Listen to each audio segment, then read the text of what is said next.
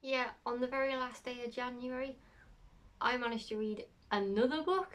So, yeah, let's talk about that one too.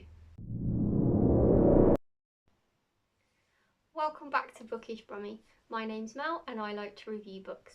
So, for today's video, we're going to do a roundup of all the books that I read in January.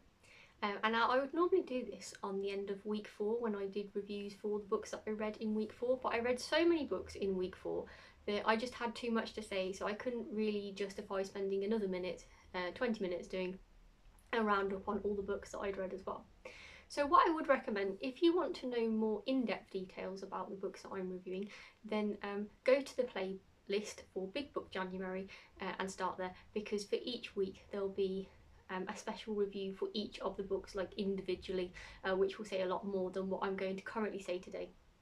But what I thought today would be good for would be do like a quick review, have a look at all the star ratings, have a look at which ones were the best and which ones were essentially my least favourite reads, and also have a look at some stats and what points did I tick off my reading challenges that I've set myself for the year.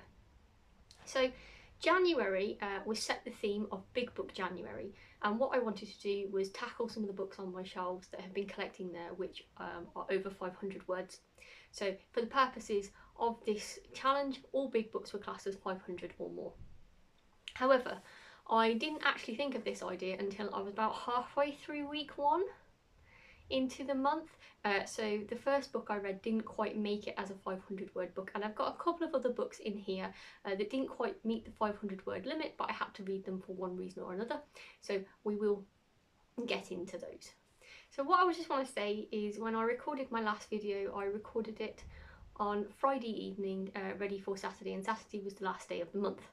So I thought that I would be done reading for the month, but I actually had time to read one more book, so I read a smaller book. So I'm just going to quickly recap that book before we get into the final monthly stats. So as part of my challenge for this year, I essentially wanted to read a book in another language, and I was looking at Charlene Harris's True Blood collection, because I actually have the first book, which is called Dead Until Dark. I actually have this written in Romanian, and essentially I'm trying to improve my language skills in that language, so I want to read that book in Romanian. But I also received the English version for Christmas, and it's not very big. It's only about just over 300 pages long. Now I'm just going to preface this and say I have never watched the True Blood series, and I've never read these books in English before, so I don't really know what this story is. As I was getting into it, I just know it's about vampires. And I've always enjoyed reading vampire novels, especially when I was a child. I was really into Vlad the Drac and The Little Vampire and all those kind of things. And I think into adulthood I've sort of continued with this love of reading vampire stories. Recently we've been reading the Interview with the Vampire series. I didn't really expect this to be as sophisticated as the Anne Rice novels, and it wasn't, so it's not like, I suppose it's met my expectations now. I've read it really of what I thought that it was about. So I thought it would be a good idea, whilst I'm trying to read the Romanian book, to read the English one, so I've got a sort of overall overview of what this story is actually about, because it might help me come to terms with the text in the Romanian novel. However, I foresee that reading it in Romanian is going to take me much longer, so my plans are to try and have read half of the book in Romanian by the end of the year. But that doesn't obviously stop me reading the English book, and obviously because English is my first language, it's much easier for me to get into this. So I was able to finish this in a day. So technically this falls into the January reads. So this was published in 2001 by Charlene Harris, and it's part of a series where I think there's about 13 books. There could be a few more, but it inspired a TV series called True Blood. So as I said, I can't say much about the TV series because I haven't seen this, but essentially what's happening in this novel, we meet in our main character Suki Stackhouse, and she is working in a small town called Bontemps in Louisiana. So it's not far from New Orleans, and there's actually a mention of Interview with the Vampire in here. And essentially Suki meets a vampire for the first time. She doesn't seem particularly surprised by this or bothered by this. She's almost like pleased or excited. So it's essentially about this vampire coming into her life, and yeah, there's There's a little bit of romance in here, which I was a little bit worried about when it first started to happen in the book, because I'm not really into romantasy, if I'm honest. And one thing I like about the Anne Rice books that I've read so far is there is not really any sexual content. It's not really there, which is preferred by me. There is a little bit in here, but it's not too over the top, and it's sort of like alluded to. There's like a few lines, and then the scene moves on, so it's not like really in depth. It doesn't like jar you out of the story, and I say it's not too in detail, so I didn't really mind it too much. So I think like basically this is just sort of getting our vampire character and our non-vampire character to get to know each other, I think, a little bit in this book. And whilst there was a sort of plot line going on in the background, it's not particularly heavy. It was really easy to follow. I'd say that this is quite an easy read. It's not too taxing, you know, and you can get through it quite easily. One thing I did find was interesting though is that the English version has about 326 pages, and my Romanian copy, which is the same sort of size as in mass market paperback size, but it's got over 400 pages. So I'm guessing the story is exactly the same, but I'm just wondering like if in the Romanian language it's actually using more words to say the same thing. So that would be quite interesting actually when I get more into the Romanian copy of the text to be able to see that. So I'm quite interested in that. As far as the story goes,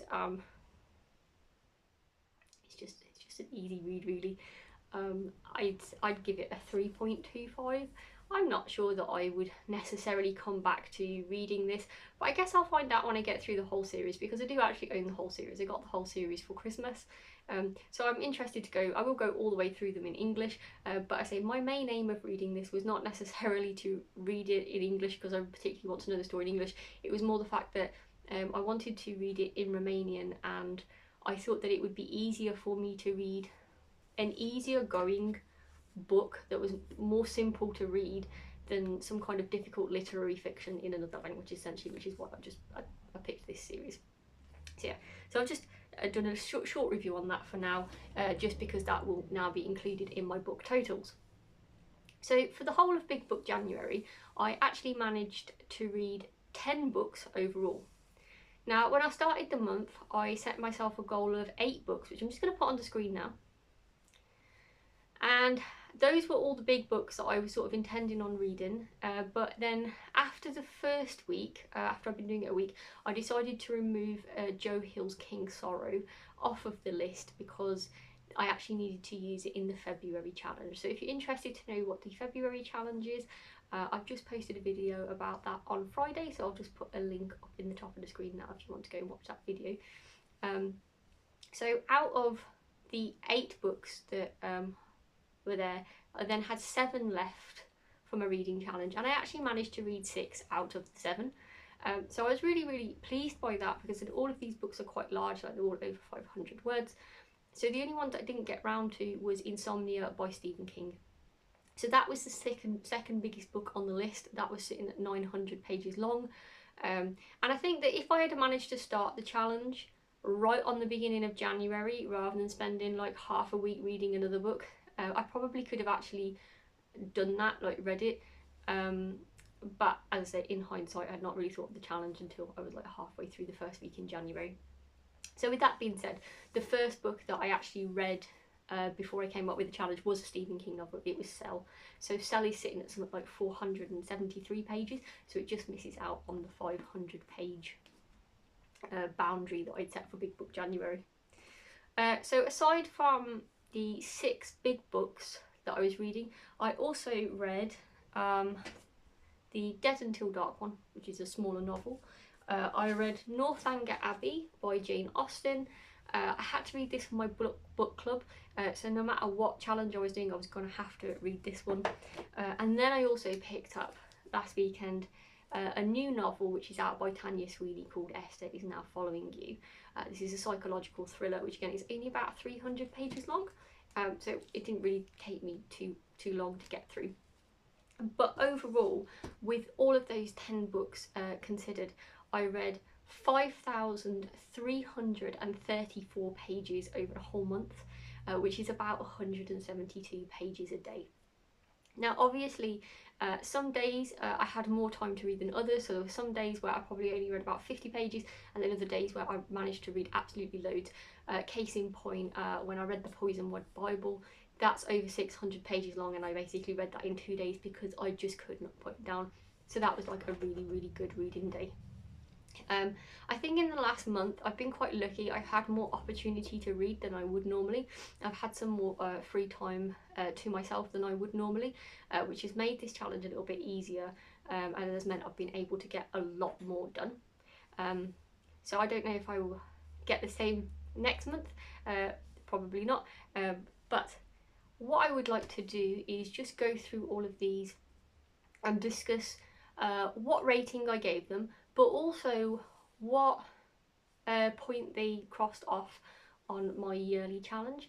So at the beginning of the year I posted 90 points, like reading prompts, that I wanted to cover off by the end of the year. So essentially, as I'm going through, many of these books actually could have crossed off maybe more than one prompt, but I'm only doing one book per prompt.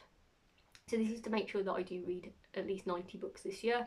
And I think that as you start this off, it's much easier because basically whatever you read will at least fall into some of these categories just naturally. But then as time goes on, you have to sort of go out of your way to fulfill the category, so it gets harder by the end of the year. That's sort of what happened to me last year. So I did have a real careful think when I was trying to decide what categories these books should slip into, to think which ones do I think that this best fulfills, even though they possibly could have fulfilled like about 3 or 4 of the categories just with one book.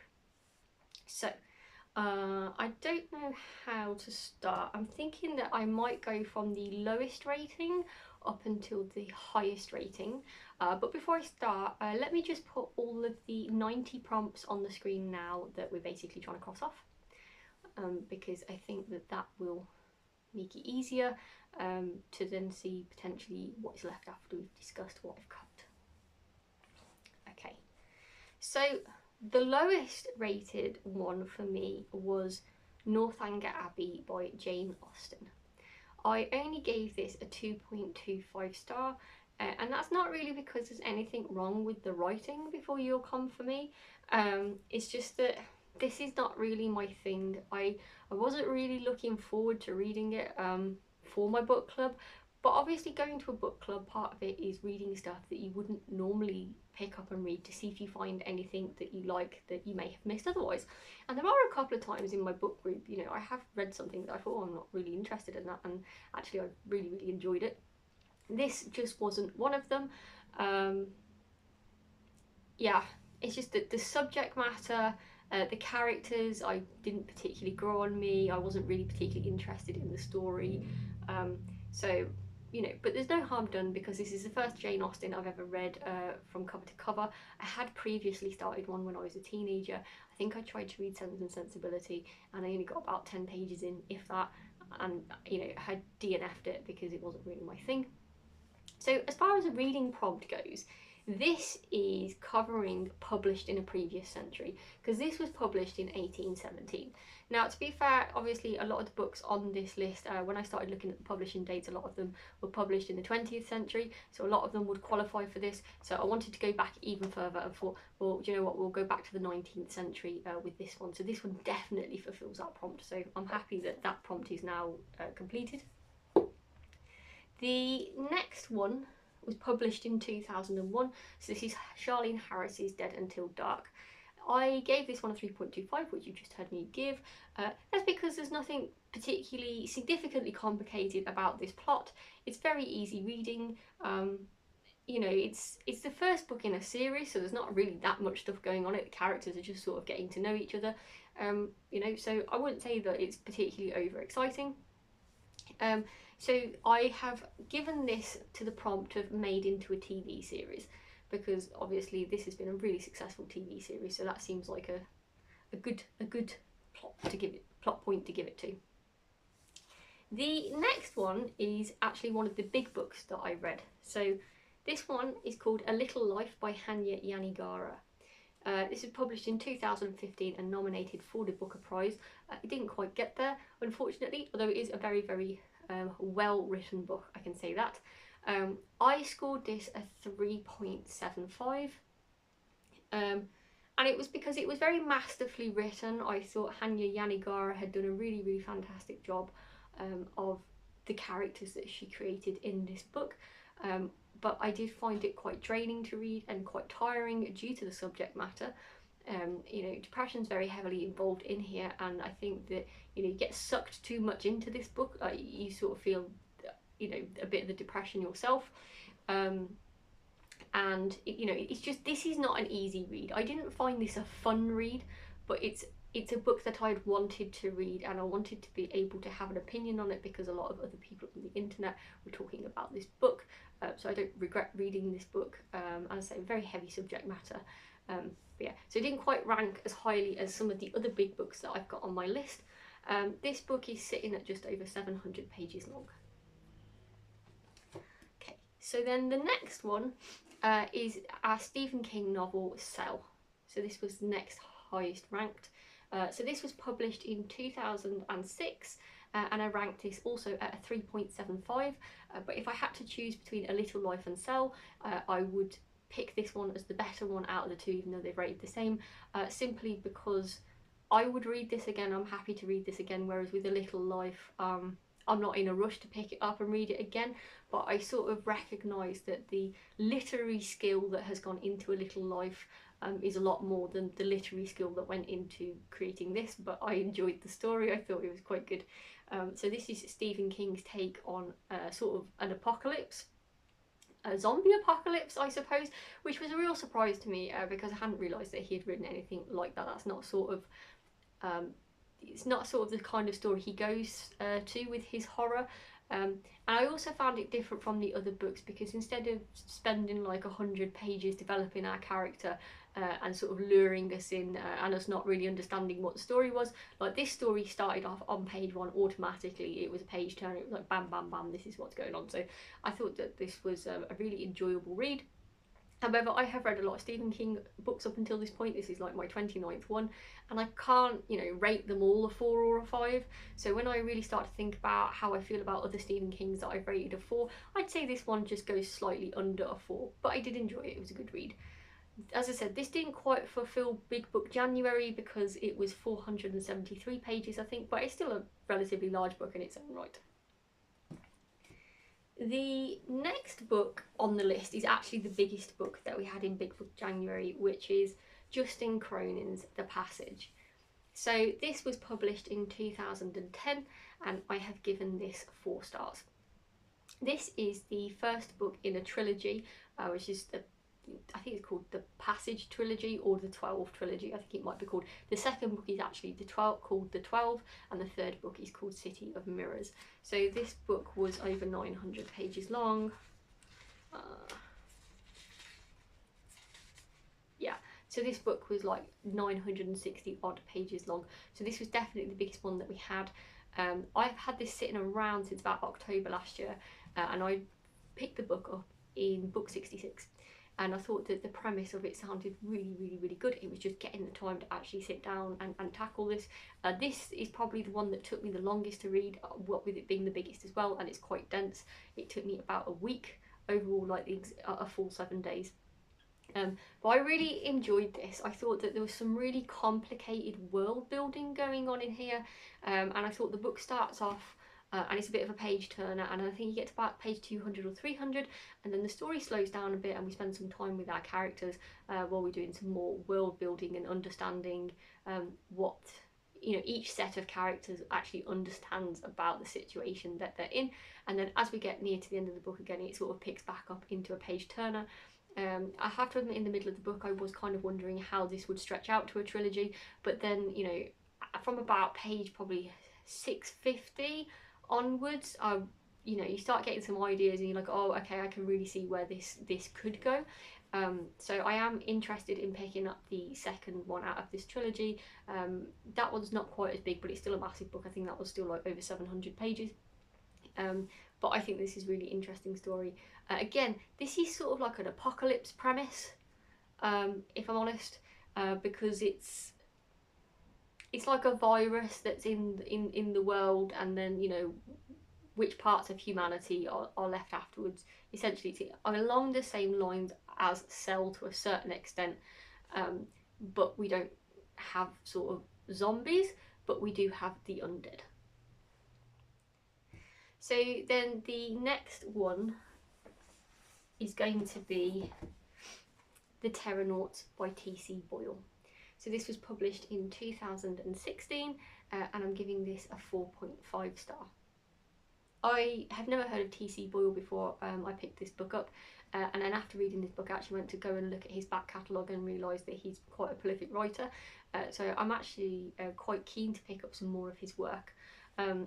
This book in particular was based on experiments that were done in the Arizona desert in the early 1990s, where basically they tried to build a biosphere and recreate what we might have to recreate if the human race ever had to relocate to like Mars or the moon, where there's no atmosphere that we can actually live in, and we'd have to create our own atmosphere and our own environment within a biosphere. So this is what this book is essentially about. It follows essentially 8 characters who are under a dome, but it's from 3 points of view of those characters. It's slightly witty in some parts. I wouldn't exactly call it a page turner, and it's not sci-fi either. I thought it would be sci-fi from the way that the blurb is sort of written, but it's not actually. It's more like literary fiction. There's very little science in here. This is more about human relationships, you know, and how humans behave under certain conditions. I found this quite a comforting read. I would definitely read this again, and I think anybody who likes the kind of story where, you know, so many people get locked on a desert island for however long, how do they survive? I think, you know, people who like to read those kind of stories will probably enjoy this. Okay, so then the next one at number 4 is Anne Rice's Lestat. So this was published in 1985, and this one is scoring a 4.5. Now, I had really enjoyed the Interview with the Vampire when I read that one, and so I had high hopes for this one. It was actually the first one that I chose to read for Big Book January. It's sitting at about 550 pages. I did enjoy this story, but this is really more of it's more of a character bio of Lestat, really. There's not really a kind of a plot to it as such. It's not a page turner or anything like that. It's just a character study of Lestat, which, you know, I enjoyed because I wanted to know more about Lestat. So this book definitely solved that for me, but I didn't enjoy it as much as Interview with the Vampire, because I felt in Interview with the Vampire there was a little bit more going on, even though it's a shorter book. However, this has set up the 3rd book in this series up quite nicely. So the next one is Queen of the Damned. So I would be interested in reading that one based on how this one ended. So yeah, I want to continue with this series. And then sitting in 3rd place is Esther Is Now Following You. So I had scored this one a 5 star. I thought this was a really good debut novel by Tanya Sweeney. It's a psychological thriller following a lady called Esther after she has had a miscarriage, and it's a bit about how she deals with the grief that she's going through, and essentially ends up concentrating all of her, I don't know, her efforts and her pain into dubious online activity, let's say. And I just thought that this was written really well. And as far as a thriller goes, I couldn't really ask for any more from this. It was definitely a page turner. I read all of this in one entire Sunday. I knew, to be honest, when I was about halfway through it, that I was going to have to finish it on that day. So that was really good. Ranking 2nd for the month is The Blind Assassin by Margaret Atwood.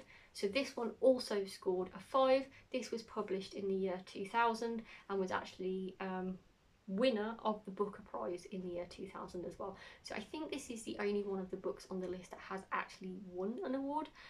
This was an absolutely outstanding novel, and whilst it's scoring a 5, like Esther Is Watching You, this just, to me, like, they're both a 5, but this is just so much more complex.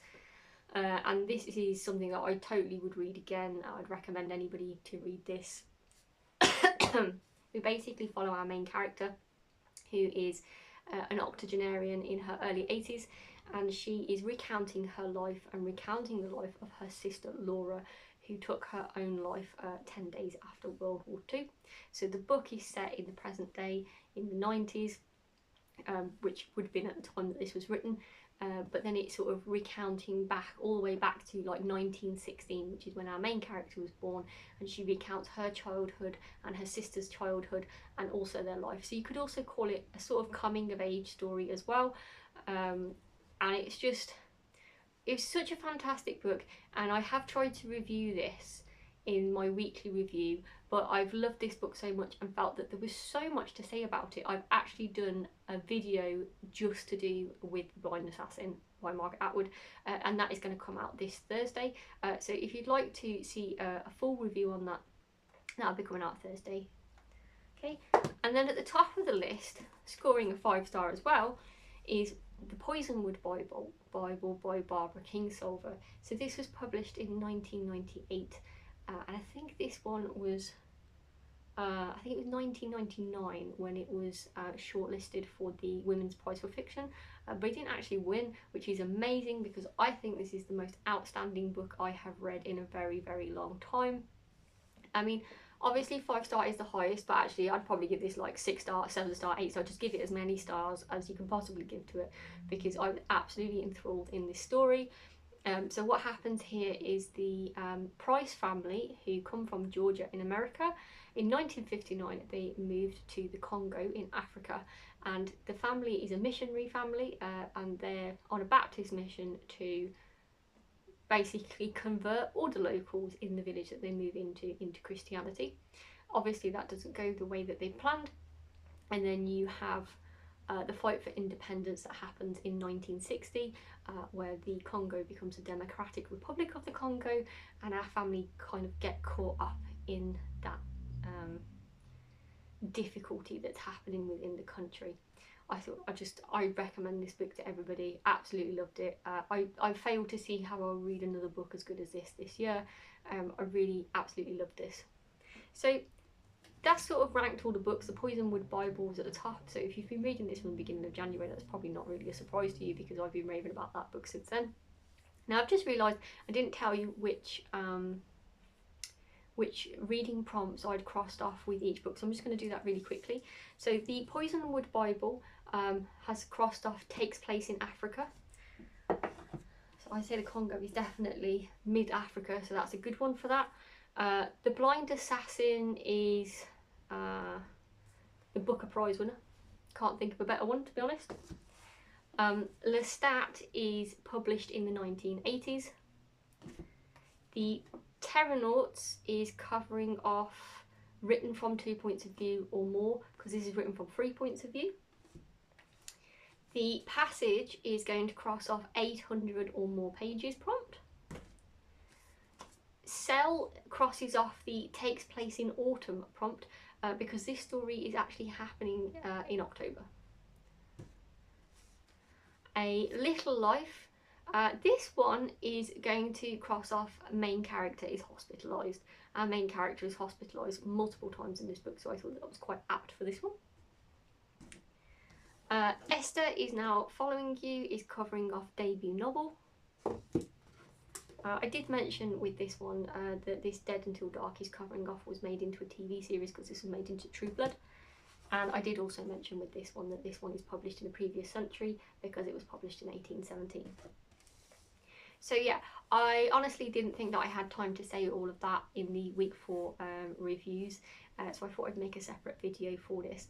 I've really enjoyed Big Book January. I thought it was quite a good idea when I came up with it partway into week 1, because I thought, yes, I can finally get all my big books read, or a significant amount of them.